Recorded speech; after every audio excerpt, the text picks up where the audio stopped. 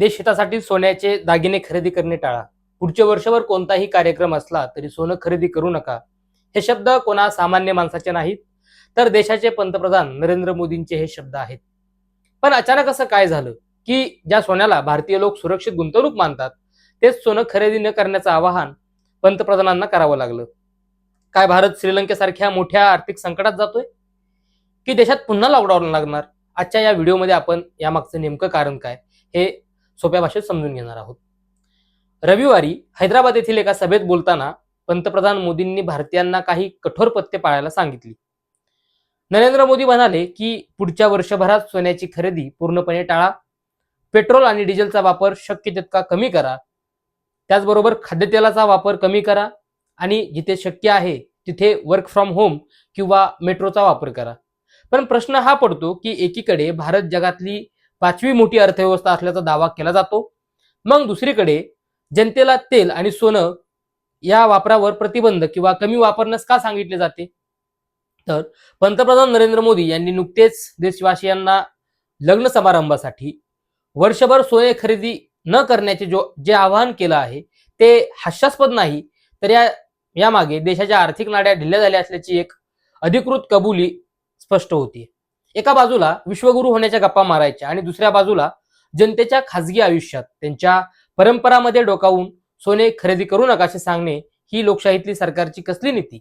हे आवाहन म्हणजे भारतीय अर्थव्यवस्थेच्या अधोगतीचं स्पष्ट लक्षण असून मोदी सरकार देशाला कोणत्या खाईत लोटत आहे याचा हा जिवंत पुरावा सुद्धा आहे.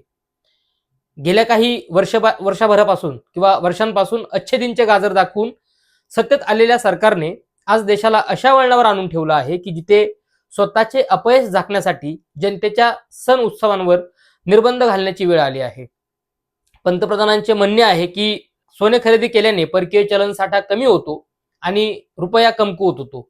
पण प्रश्न हा उरतो की गेल्या 10 वर्षात भारताचा परकीय चलन साठा इतका ठिसूळ का झाला की काही लग्नसराईच्या सोने खरेदीने तो कोलमडेल?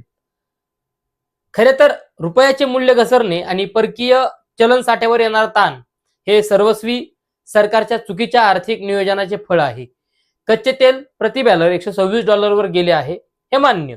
पण जागतिक संकटाचा सामना करण्यासाठी भारताची अर्थव्यवस्था मजबूत का करण्यात आली नाही? केवळ भांडवलदारांचे खिसे भरण्यासाठी जी धोरणे आखणारे सरकार जे आहे त्या सरकारने सामान्य माणसाच्या बचतीवर डल्ला मारण्याचा हा एक नवा प्रयत्न असल्याचं दिसतंय.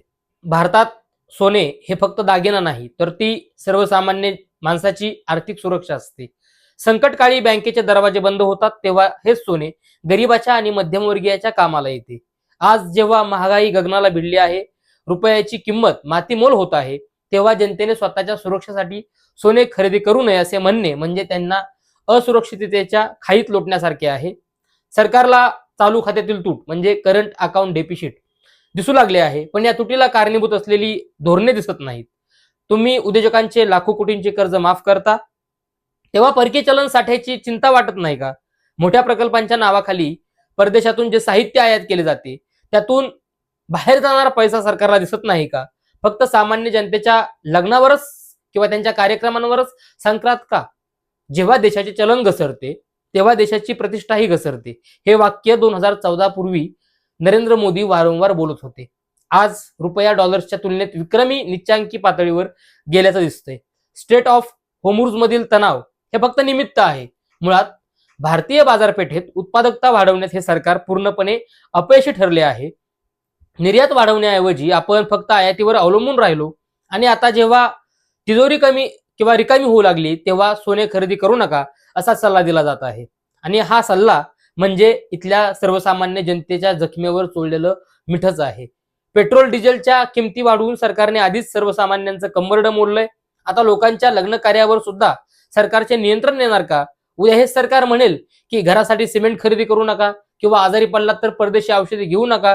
हे एक कंट्रोल राजकडे जाणारं लक्षण दिसतंय, जे मुक्त अर्थव्यवस्थेच्या गप्पा मारणाऱ्या सरकारसाठी हे अत्यंत लज्जास्पद आहे.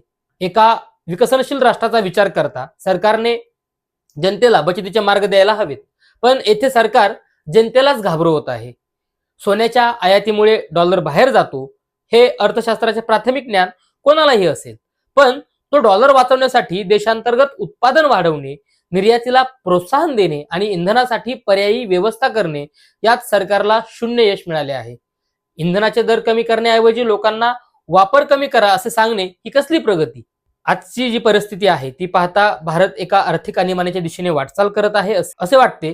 जेव्हा एखादे सरकार लोकांच्या खासगी निर्णयांमध्ये हस्तक्षेप करू लागते तेव्हा समजावे की प्रशासनाचे सर्व लगाम सुटले आहेत.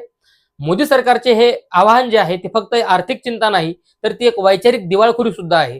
देशाच्या विकासाचा डोलारा फक्त जाहिरातींवर उभा आहे हे आता स्पष्ट झालेलं आहे. जर सरकारने योग्य वेळी आपली धोरणं बदलली नाहीत तर फक्त सोने खरेदी थांबवून रुपया वाचणार नाही. रुपया तेव्हाच वाचतो जेव्हा देशात विश्वास निर्माण होतो आणि तो विश्वास निर्माण नाही जेव्हा रोजगार वाढेल आणि जेव्हा सरकार फक्त मुठभर धनदांडग्यांचं न राहता सर्वसामान्य जनतेचे होईल. आजचे हे वास्तव हेच आहे की सरकार देशाला अधोगतीकडे घेऊन जात आहे आणि त्याचे खापर मात्र सर्वसामान्य जनतेच्या सोने खरेदीवर फोडले जात आहे. पंतप्रधानांनी दिलेले हे आवाहन तुम्ही कसं पाहता?